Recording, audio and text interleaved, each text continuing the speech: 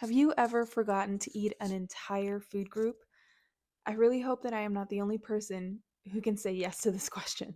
Before I get into the video, if for whatever reason talking about tracking your diet and counting calories is triggering for you in any way, then by all means go ahead and click out of the video and find something fun to watch that's better for your mental health. Otherwise, go ahead and stick around. We have a lot to cover. I tracked my diet for 30 days. Now, yes, tracking my diet was calories, but I also wanted to know not just how many calories I was eating, but what were the things I was eating. And that is how I realized that I had completely forgotten to eat an entire food group. This all started with me wanting to just better my health and wellness overall this year. So I have been doing things to find the baseline of where I am so that way, hopefully, moving forward, I can improve upon it. And I grabbed a pen and paper.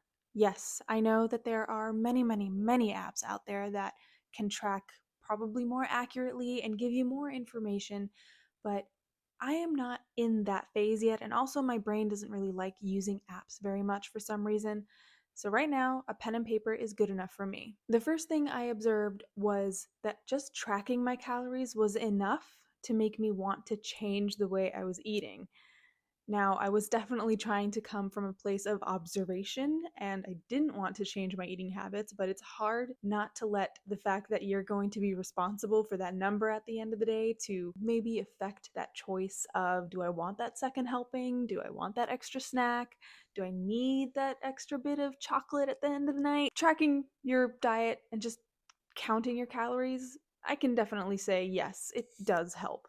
The next thing I observed was that breakfast is definitely not a priority for me. I think many of us have this in common right now where it's like you get up in the morning and you have a cup of coffee and then you kind of just starve until lunch. Now, I in general am not even hungry until later in the morning, so that cup of coffee pushes it even more.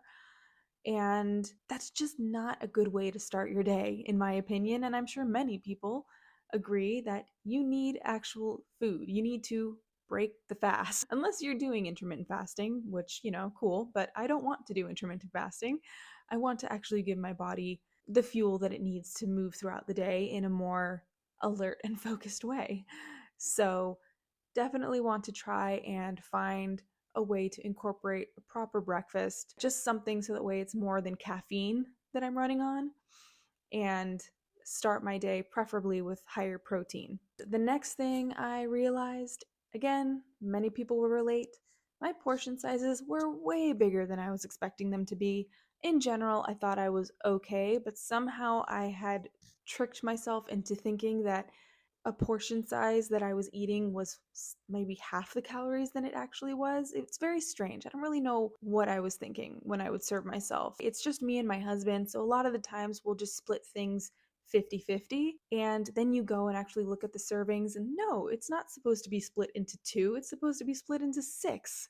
When I was tracking the calories of what I was eating, I realized adding them all up and finding the average, well, let's not lie. I put it all into ChatGPT and it did all the work for me.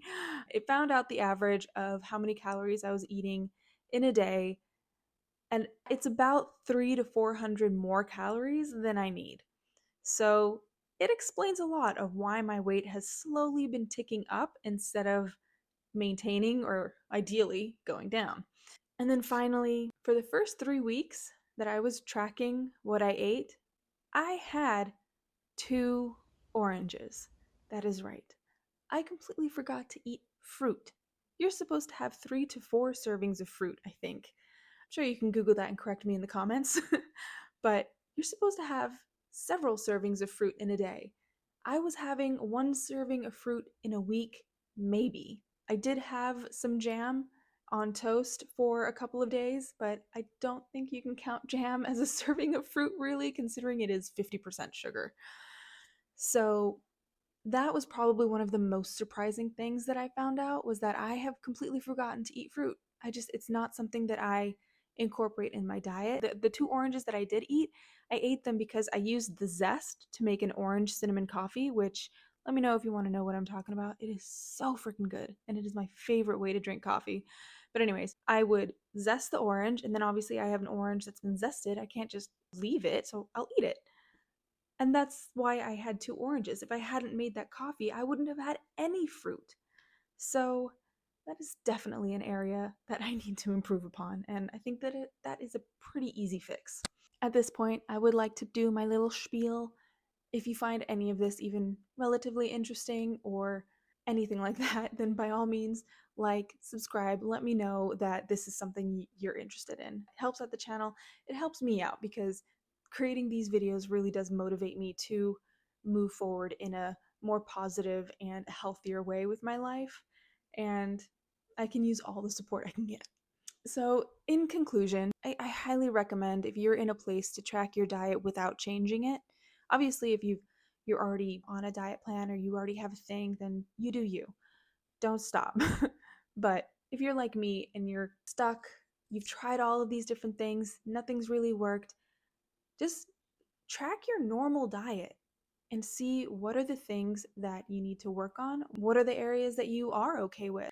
I will say, big caveat on this, you have to come at it from a place of observation. There is no room for judgment. There is no room for shame. This is not a place for you to make yourself feel bad about what you're doing with your diet. The whole point of this is to improve it eventually. So be honest, observe, find out your patterns. Do not beat yourself up about it. I would really love to know if you have or are tracking your calories and tracking your diet. What have you learned? Has this been helpful or is it harmful for you in any way? I would be very curious to know what your experiences are with this. That's all I have for you today. Like I said, please like and subscribe. It really helps me out, and I'll catch you in the next one.